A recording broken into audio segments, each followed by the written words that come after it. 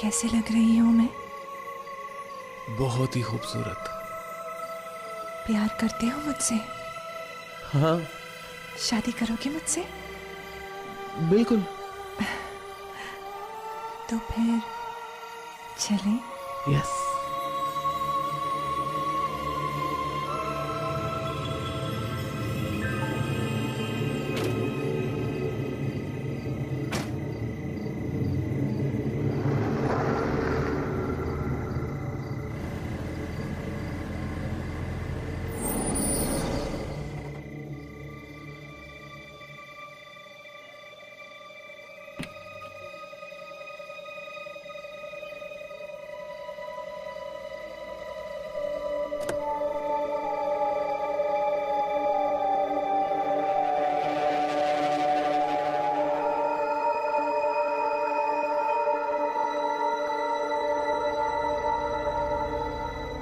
Hello.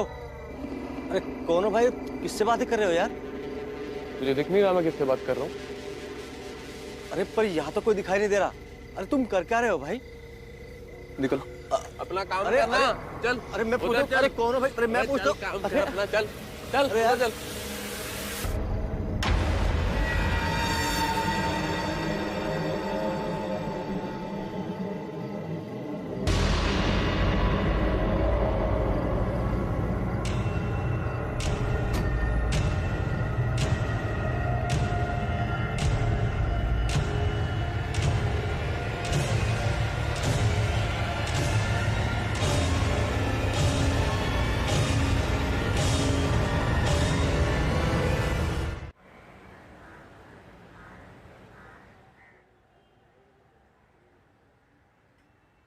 Aditi का कुछ पता नहीं चल रहा है।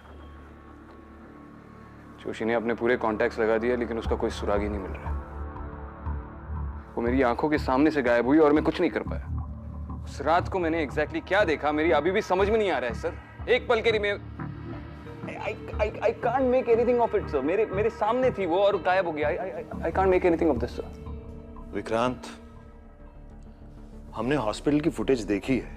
तुमने खुद उस कमरे को, पूरे हॉस्पिटल को 5-6 बार चेक किया लेकिन कोई क्लू नहीं मिला।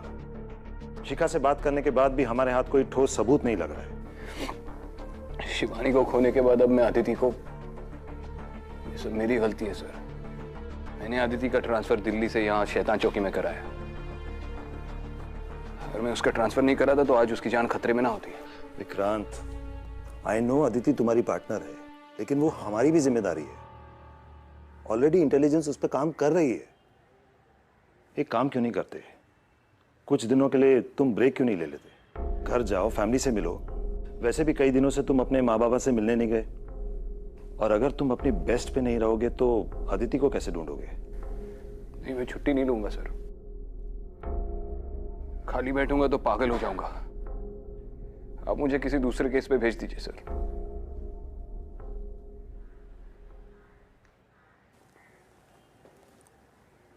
ठीक है, अगर ऐसी ही बात है तो एक केस आया है जिस पे आज से ही तुम काम शुरू कर सकते हो। वाशी स्टेशन के एसआई माल्या इस केस पे तुम्हारा साथ देंगे। तुम उनसे मिलके इस केस के सारे डिटेल्स ले लो। गुड। जी सर। Thank you sir.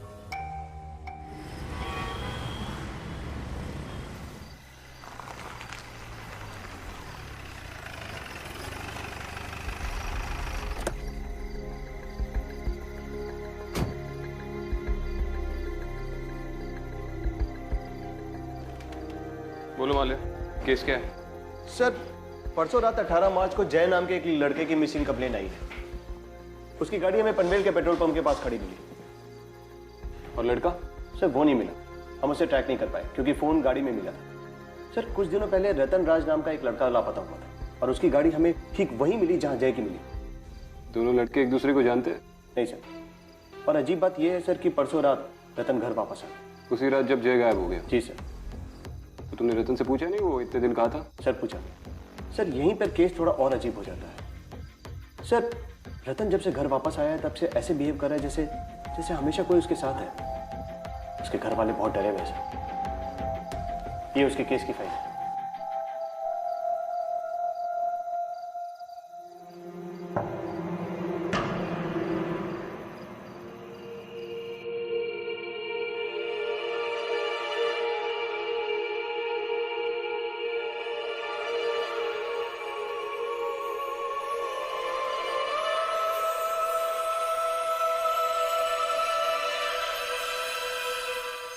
माँ तू ये क्या कर रही है? तू यहाँ से बाहर निकल। रतन कैसी बातें कर रहा है? हाँ? किस गलती की सजा दे रहा है तू हमको? तुझे किसी की नजर लगी है इसलिए मैं नजर उतार रही हूँ तेरी। तूने फिर उसे रुला दिया ना? जा, जा उससे जाके माफी मांग। यहाँ कौन है जिससे मैं माफी मांगू? तू पागल हो गया है क्या? प्लीज प्लीज मुझे छोड़ के मत जाओ, प्लीज। भगवान, रतन क्या कर रहा है?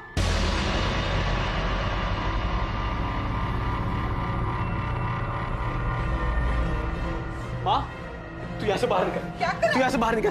अरे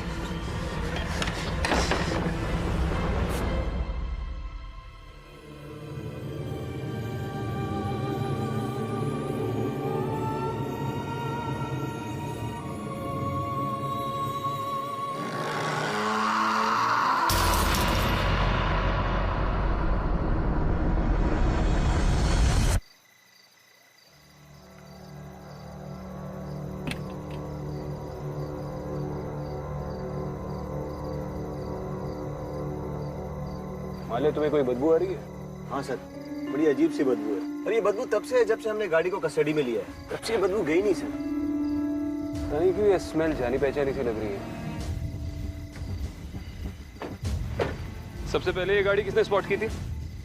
सर वो पेट्रोल पंप पे एक लड़का है हरीश, अटेंडेंट है, नाइट ड्यूटी उसी की रहती है। दोनों गाड़ियों की रिपोर्ट उसी ने की थी और उसने दोनों लड़कों को भी देखा था। अजीब सी हरकत कर रहे थे वो, पता नहीं अपने आप में बातें करते हुए कहीं दूर निकल गए। अच्छा, हरीश ने दोनों लड़कों को देखा? जी सर। हरीश से मिलते चलो। ठीक है सर।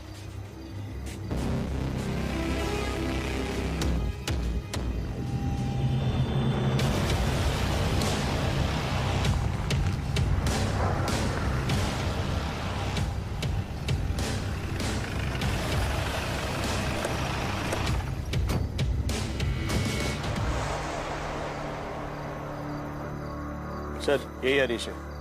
18 तारीख की रात को ये लड़का यहाँ पे आया था?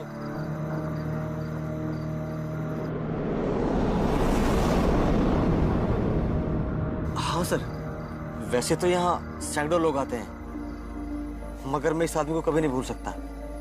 जब भी यहाँ हर बार कुछ ऐसा हुआ तो मैं ही ड्यूटी पर था सर। हर बार मतलब? सर 5-6 दिन पहले ऐसा एक लड़का आया था जो इसी की तरह अजीब बर्ताव कर रहा था।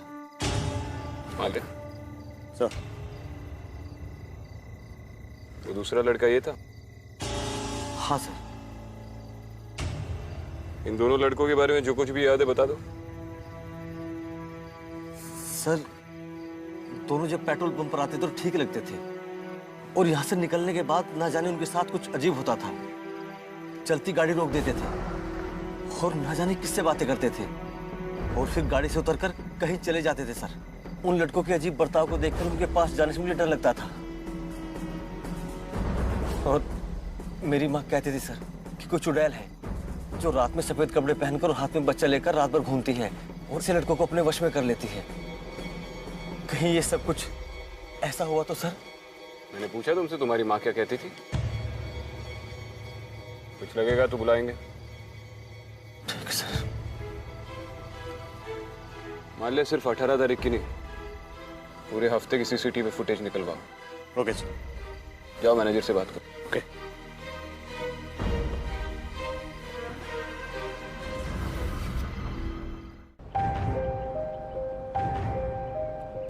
सर 18 का फुटेज रात के 12:20 जय पेट्रोल पंप पहुंचता है। ये देखिए।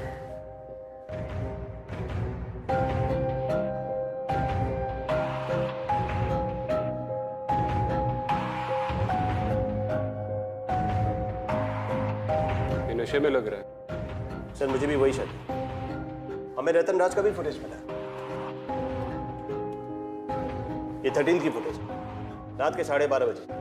रतन भी खुद से बात करता हुआ गाड़ी वहीं छोड़कर चला जाता है, जैसा कि हरीश ने बताया। 13 को रतन गायब हो गया था और 18 को वापस आया और ठीक उसी वक्त जय भी गायब हो गया उसी जगह से, और दोनों का बर्ताव भी सेम है। ये कोइंसिडेंस नहीं है।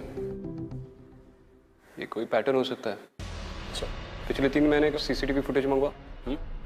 शायद पहले भी ऐसा कुछ हुआ और किसी को पता न चला, और इमीडिएटली एक टीम असेंबल करके जय को ट्रैक करना शुरू कर दो। सर। मैं रतन को मिल के आता हूँ। सर।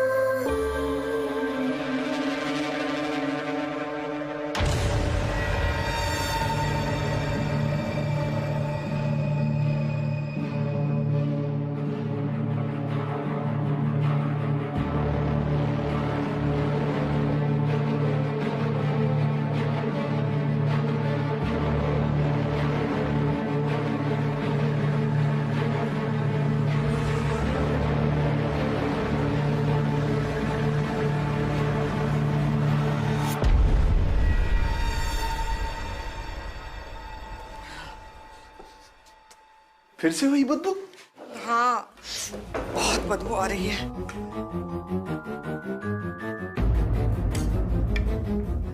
रतन बेटा, आज मैंने तुम्हारी पसंद का खाना बनाया है। रतन,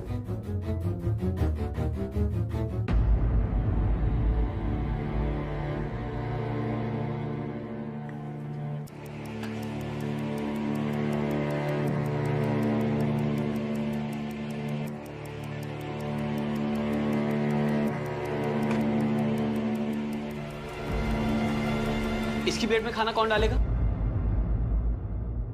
किसकी प्लेट में बेटा? इसकी प्लेट में। पास करो रतन, पागल तो नहीं हो गए तुम? पागल मैं नहीं, पागल आपकी बीवी हो गई है, जो इसको देख के भी अनदेखा कर रही है। अगर इस घर में इसको इज्जत नहीं दी जाएगी ना, तो मुझे भी इस घर से कुछ नहीं चाहिए। चलो। अरे रतन,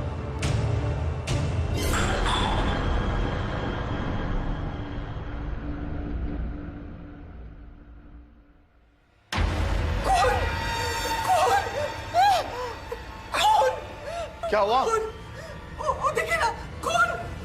कहाँ कहाँ है खून? गाली तो है। अरे देखिए ना, खून है। लगता कोई आया। मैं देखता हूँ।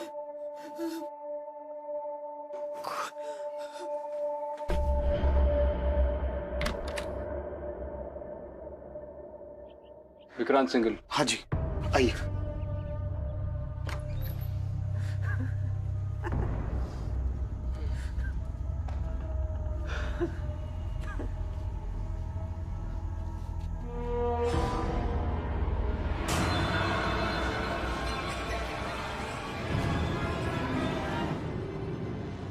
रतन, मैं विक्रांत सिंघल, एसीपी। तुमसे कुछ सवाल पूछने हैं।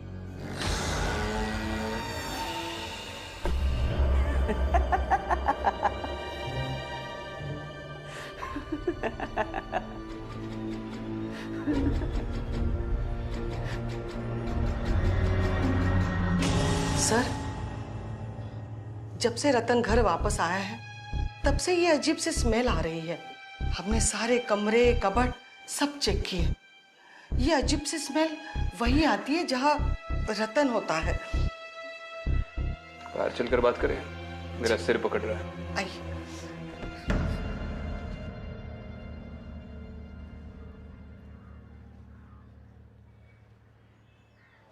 आपके बेटे को शराब या ड्रग्स की लत थी? नहीं सर, कभी नहीं। वो ऐसी चीजों से तो हमेशा मीलों दूर रहा है। घर आने के बाद उसने बताया वो इतने दिन कहाँ था, किसके साथ था? नहीं सर, हमने पूछने की बहुत कोशिश की, लेकिन उसने कुछ बताया ही नहीं। अचानक हंसने लगता है, अजीब सी हरकतें करने लगता है। हम बहुत परेशान हो गए। हमारे बेटे को क्या हुआ है? फिर से वही बदबू। कोई मामूली बदबू नहीं है। कुछ महीने पहले हमें डॉकयार्ड एरिया में एक छोटे बच्चे की लाश मिली थी। लाश पूरी तरह से सड़ी हुई थी। ये उसी तरीके की बदबू है।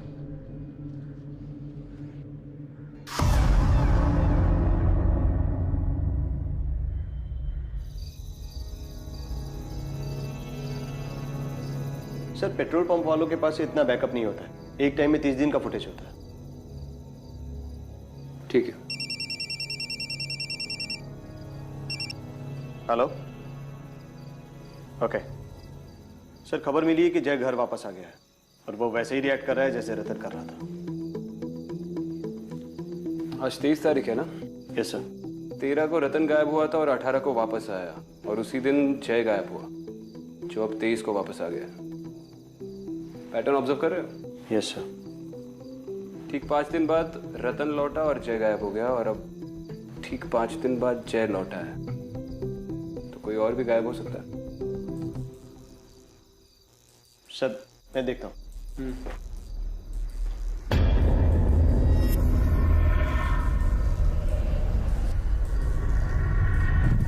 अदिति,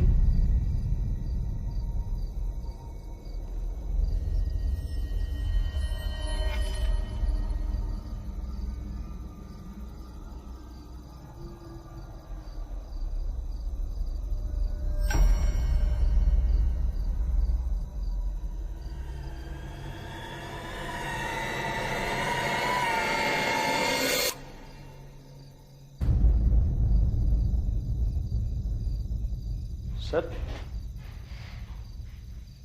सर अब ठीक है? सर एक बात करनी थी। वो पनवेल पेट्रोल पंप के पास मेरे कुछ दोस्त रहते हैं, मैंने उनसे बात की। उनका कहना है कि वो आधी रात के बाद पेट्रोल पंप की तरफ नहीं जाते हैं, तेंदुए के डर से नहीं, बट भूत प्रेत के डर से। सर मैं वही कह रहा हूँ जो मेरे दोस्त ने कहा। उसका कहना है कि आधी रात के बाद उसने वहाँ पे एक लड़की देखी है, मोहिनी। उसे देख के उसे बुखार हो गया था सर। वो लड़की खूबसूरत थी, उसके लंबे घने बाल थे, सुरीली आवाज में गाती थी, और उसके बदन से फूलों की खुशबू आती थी। पता नहीं हमें क्यों बदबू आ रही है। हाँ सर, पर ये सब आपको कैसे पता? अरे इस मोहिनी के बारे में स्कूल में काफी कुछ पढ़ा था, काफी सारी फिल्मों में भी इसका जिक्र है। एक काम करते हैं, पहले इंसानों को इन्वेस्टिगेट करते हैं। अगर उस इन्वेस्टिगेशन ने दम तोड़ दिया तो फिर भूतों की फाइलें खोलेंगे। गाड़ी निकलवाओ, उस पेट्रोल पंप का एक चक्कर लगा दे। सर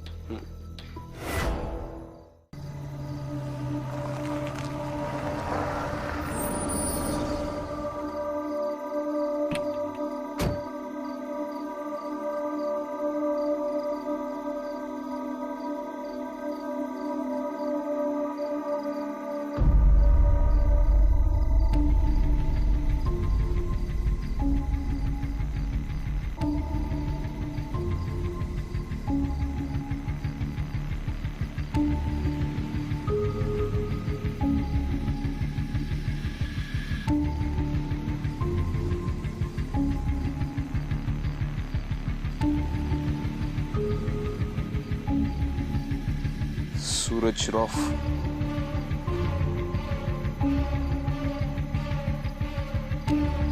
अंदर चेक करते हैं।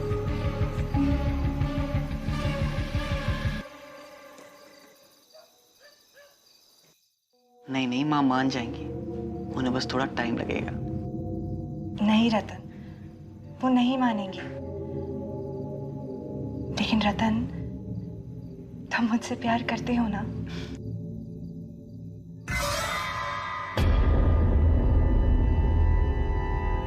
What? मैं ये नहीं कर सकता। तुम ये नहीं कर सकते। तुम मुझसे प्यार नहीं करते। करता हूँ ना, करता हूँ। करते हो ना? तो लो, साबित करो। मैं साबित करूंगा, मैं साबित करूंगा।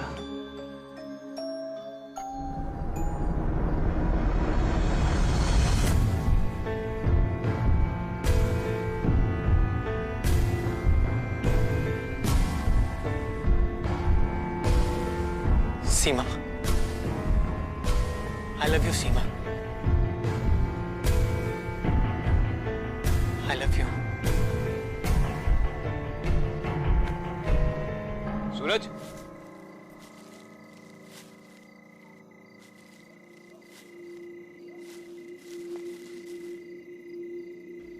सीमा, मैं तुम्हारे बिना नहीं रह सकता सीमा।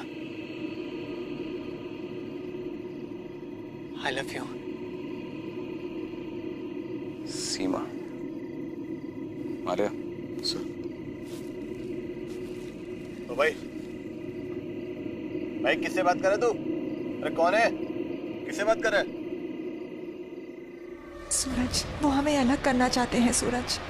अरे किससे बात कर रहा है? सूरज, तुम मुझे छोड़ोगे तो नहीं? अरे भाई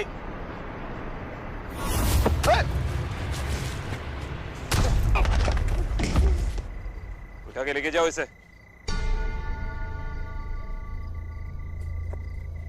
बड़ा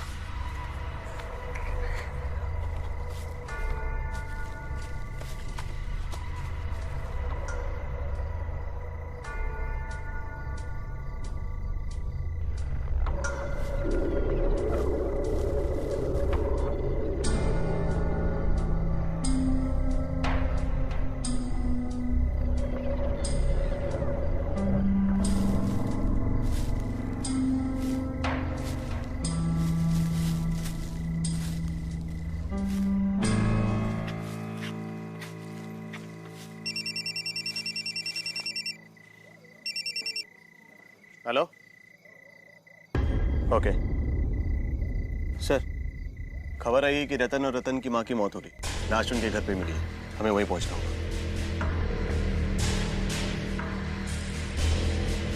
चलो।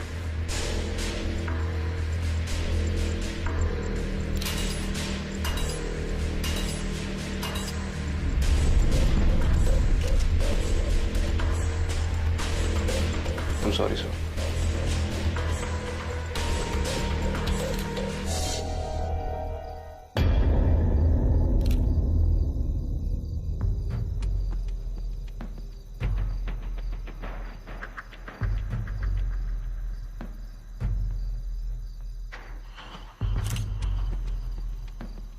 जब तक ये जिंदा था, इसके आसपास सड़ी हुई लाश की बदबू आती थी। और आज इसकी लाश सामने पड़ी है, लेकिन बदबू गायब है।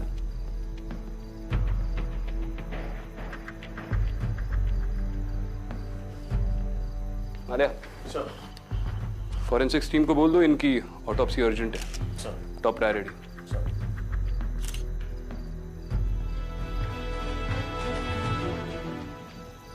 अब बचता है सिर्फ जय। अगर ये कोई पैटर्न है तो जय की फैमिली को इमीडिएटली वार्न करना पड़ेगा। सर।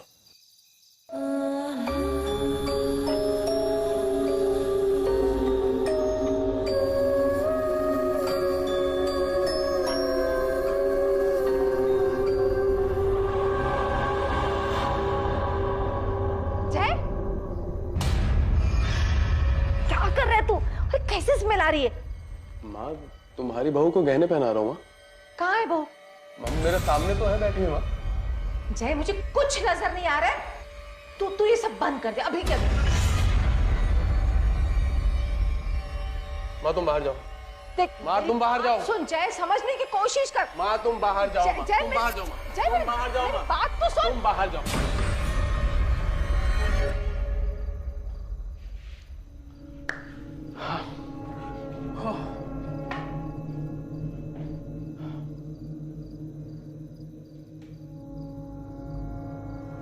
कितनी खूबसूरत हो तुम। मन तो कर रहा तुमसे अभी शादी कर लूं मैं। ये तो मैं भी चाहती हूँ जय, लेकिन तुम्हारी माँ वो कभी नहीं मानेगी। मानेंगी ना, माँ मान जाएंगी। और जय, अगर तुम्हें मेरे और तुम्हारी माँ के बीच चुनना पड़े तो तुम किसे चुनोगे?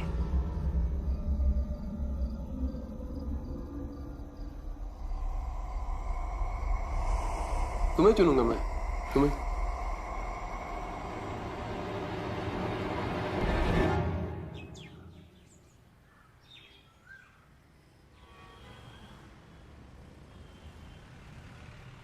सर, जिस दिन रतन लौटा उसी दिन जय गायब हो गया। और फिर ठीक 5 दिन बाद जब जय लौटा तभी सूरज उस जंगल में घुस गया। और उसी दिन रतन ने अपनी माँ को कत्ल करके खुद को भी मार दिया। इस पूरे केस में एक वियर्ड सा पैटर्न है सर, लेकिन कोई फिजिकल एविडेंस हाथ नहीं लगा।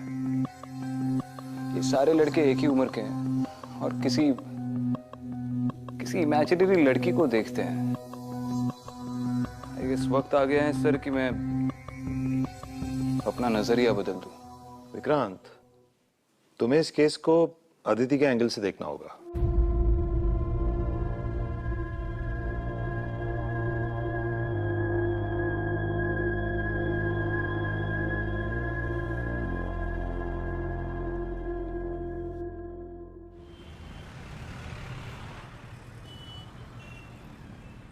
मिसेस रोड़े, जय ने आपको बताया वो किससे बात करते रहता है?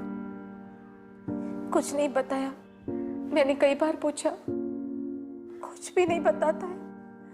अजीब सी हरकतें करता रहता है। कल तो उसने हद कर दी। मेरी सारी ज्वेलरी लेकर अपने कमरे में चला गया और पता नहीं किससे बातें कर रहा था और किस लड़की को वो सारी ज्वेलरी देने की कोशिश कर रहा था। मुझे तो बहुत डर लग रहा था। पता नहीं इसके साथ ये सब क्या हो रहा है। लड़की को दे रहा था? जी। उसने कोई नाम लिया? नाम? हाँ, कोई नाम तो ले रहा था। हाँ, सीमा नाम ले रहा था वो।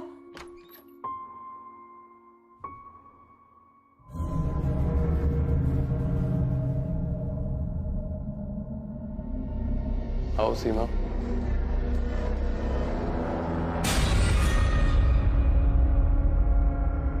कम।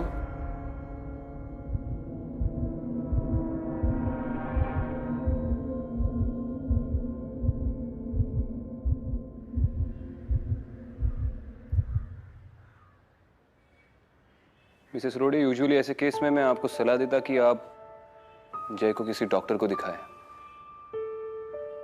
लेकिन ये कोई दिमागी बीमारी नहीं है। क्या है क्या नहीं है ये अभी मैं आपको नहीं बता सकता। आप बस अपना ख्याल रखिए और जय पे नजर रखिए, और किसी भी वक्त आपको जरा सी भी थ्रेट महसूस हो आप इमीडिएटली मुझे कॉल करना। जी अच्छा। वैसे भी मैं आपके घर के बाहर 24 घंटे के लिए सर्विलेंस रख रहा हूं।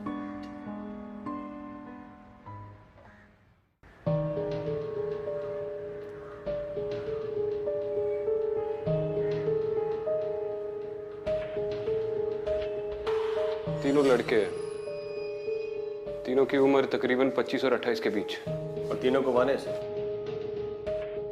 तीनों अपनी गाड़ी उस पेट्रोल पंप के पास छोड़कर 5 दिन के लिए उसी जगह पे छुपे हुए थे। सूरज और जय को लग रहा है कि उनके साथ कोई सीमा नाम की लड़की है। इसका मतलब रतन खुद से बातें नहीं कर रहा था, हैल्यूसिनेट कर रहा था। इस एरिया की पिछले कुछ सालों में रिपोर्ट की गई सारी केस फाइल्स निकालो जिसमें सीमा या नाम मेंशन किया हो। सर। सारी case files, accidents, missing persons report, murder case, rape victims, सब कुछ। सर।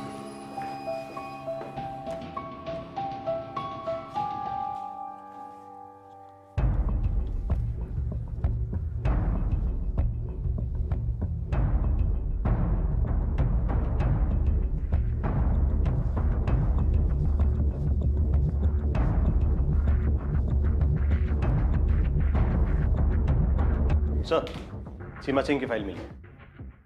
पिछले साल उसकी लाश पनवेल के पेट्रोल पंप के पास वाले जंगल में मिली थी, जहां से हमें सूरज मिला था। बॉडी आइडेंटिफाई किसने की थी? विनय लोखंडे, लड़की का दोस्त था। उसकी कोई फैमिली नहीं थी सर, अनाथ लड़की है। लाश 5 दिन तक जंगल में सड़ती रही। विनय को क्वेश्चनिंग के लिए बुलाओ। सर।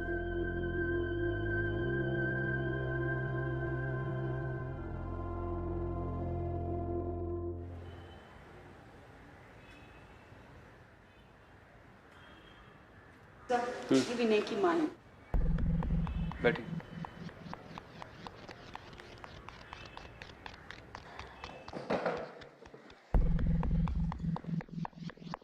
आप लोग मेरे बेटे विनय को क्यों ढूंढ रहे हो? मैं विक्रांत सिंघल, एसीपी। विनय से उसकी दोस्त सीमा के बारे में बात करनी थी।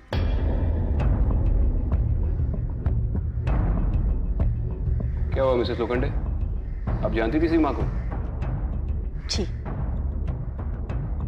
मेरा बेटा विनय जानता था सीमा को। दोनों एक दूसरे से प्यार करते थे। विनय एक बार सीमा को घर लेके आया था, शादी करना चाहते थे, लेकिन मैं खिलाफ थी उस शादी के। मैंने कह दिया ना, तुम्हारी शादी सीमा से कभी नहीं हो सकती। मगर माँ, मैं उससे बहुत प्यार करता हूँ। बेटी, सीमा हमारी कम्युनिटी की लड़की नहीं है। ऊपर से उसके माँ बाप भी गुजर चुके हैं, और सीमा है ना बहुत ज्यादा मॉडर्न लड़की है। और मुझे कैसी बहू चाहिए? एकदम सीधी सादी। माँ, मेरी बात का यकीन कीजिए, सीमा बहुत अच्छी लड़की है, और मुझे उससे अच्छी लड़की मिल ही नहीं सकती माँ। देख बेटा, शादी सूरत देख के नहीं, सीरत देख के की जाती है। और सीमा तुम्हारे लिए सही लड़की नहीं है। नहीं माँ। अरे वो शादी के बाद सिर्फ अपनी ही बात चलाएगी। सीमा जैसी लड़की है ना, अपना घर, अपने पति पे ज्यादा ध्यान नहीं देगी, अपने कपड़े पे, अपने गहनों पे ज्यादा ध्यान देती है। माँ, वो ऐसी नहीं है माँ। देख विनय, मैंने फैसला कर दिया है, तुम्हारी शादी सीमा से कभी नहीं हो सकती। और अगर तुमने मेरी बात नहीं मानी ना, तो ठीक नहीं होगा।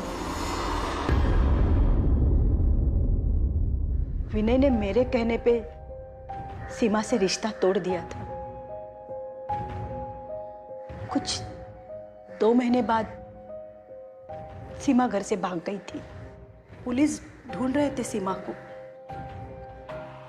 तो मैंने विनय से पूछा, सीमा कहाँ है?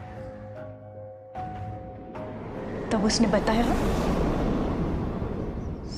सीमा अब इस दुनिया में नहीं रही। दोनों खुदकुशी करने गए थे। सीमा ने जहर पी लिया,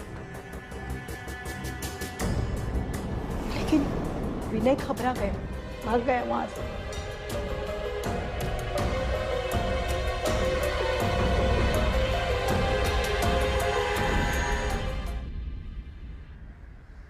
आप लोग पुलिस के पास क्यों नहीं गए? विनय पुलिस के पास जाना चाहता था, सारी बातें बताना चाहता था। मैंने मना कर दिया उसे। डर गई थी सर, उसे जेल हो जाती, लेकिन सजा उसे मिल गई। सीमा के मौत के 1 महीने बाद ही विनय ने आत्महत्या कर ली।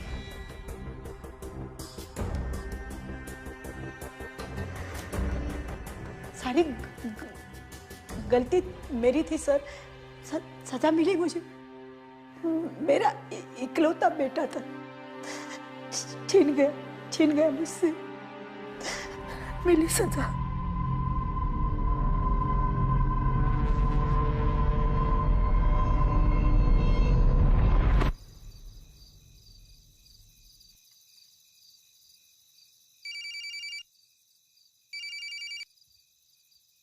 हेलो, मिस रोडे, विक्रांत सिंगल बोल रहा हूँ। हाँ जी बोलिए सर। देखिए, मैं जो बोल रहा हूँ वो ठीक से सुनिए। जय अगर सीमा के बारे में कुछ भी कहे तो उसके हाँ में हाँ मिलाना। कहना आप उसकी और सीमा की शादी के लिए तैयार है, आपको कोई हर्ज नहीं है। लेकिन सर, ये सीमा है कौन? वो मैं आपको बाद में बताता हूँ। मैं आपके घर की तरफ ही आ रहा हूँ। और याद रहे, सीमा के बारे में एक भी बुरा शब्द नहीं निकालना। ठीक है।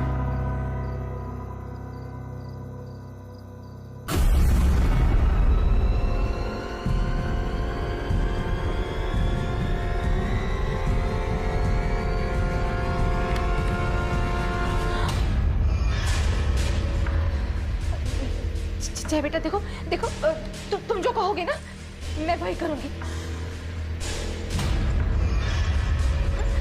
तुम सीमा से शादी करना चाहते हो ना, तो हो जाएगी तुम्हारी शादी। मैं करा दूंगी बेटा, मैं खुद करा दूंगी तुम्हारी शादी। हाँ?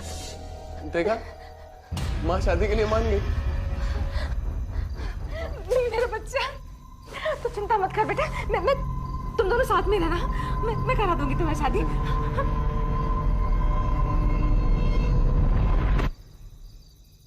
क्या हुआ बेटा? हाँ बेटा, क्या हुआ जय? क्या हुआ? माँ, मुझे अजीब सी स्मेल आ रही है माँ। सब ठीक हो जाएगा, कुछ नहीं होगा, सब ठीक हो जाएगा बेटा, सब ठीक हो जाएगा।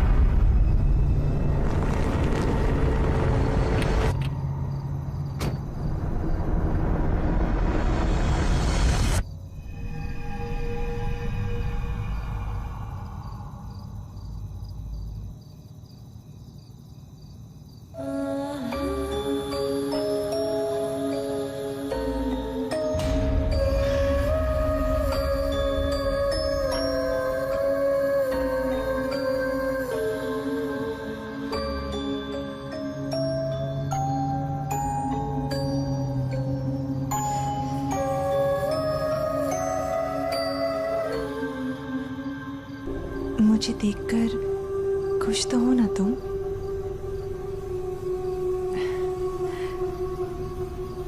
तो बताओ कैसे लग रही हूं मैं खूबसूरत तो हूं ना?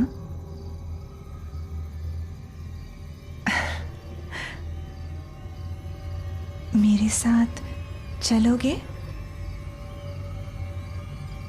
तो फिर चलो।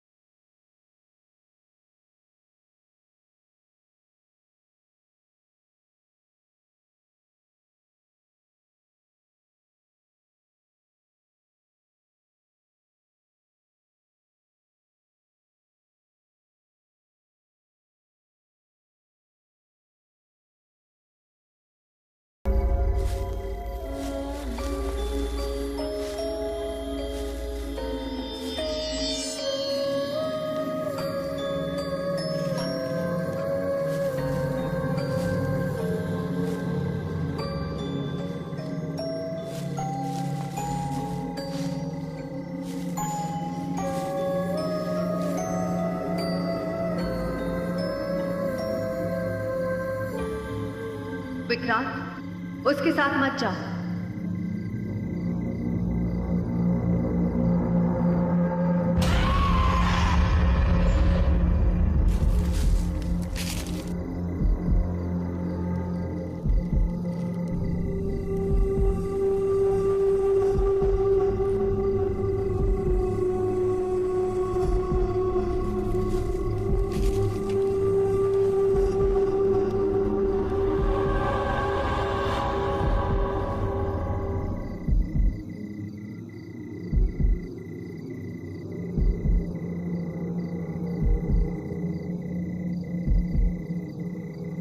तुम्हारी जान खतरे में, विक्रांत, रुक जा।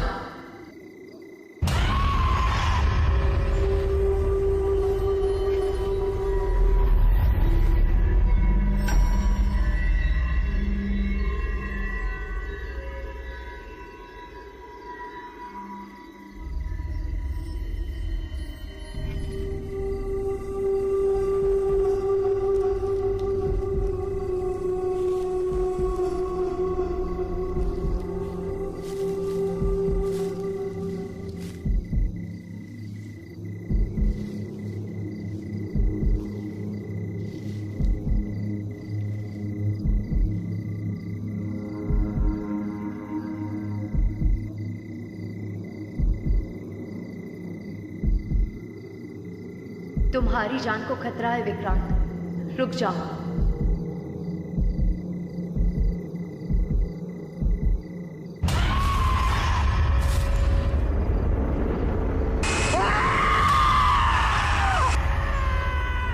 क्या मैं अब तेरे लायक नहीं हूँ? क्या मैं सुंदर नहीं हूँ?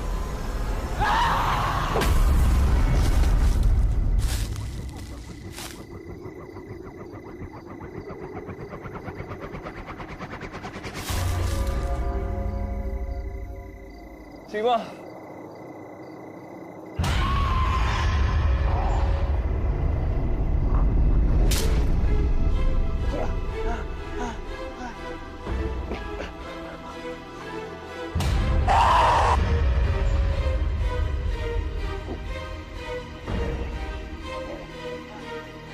सीमा, मैं जानता हूँ यहाँ क्या हुआ था और तुम किसका इंतजार कर रही हो। तुम विनय की राह देख रही हो ताकि वो आए और तुम अपना बदला ले लो।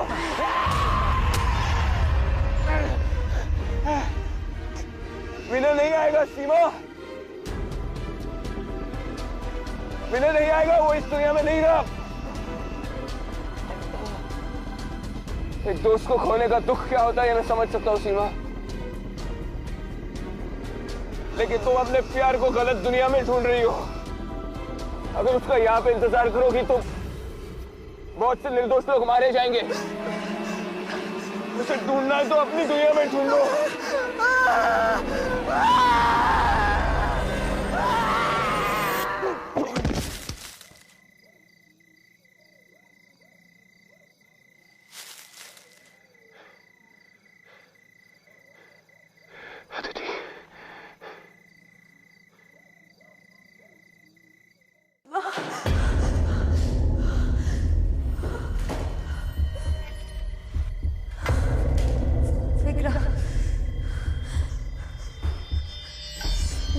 विक्रम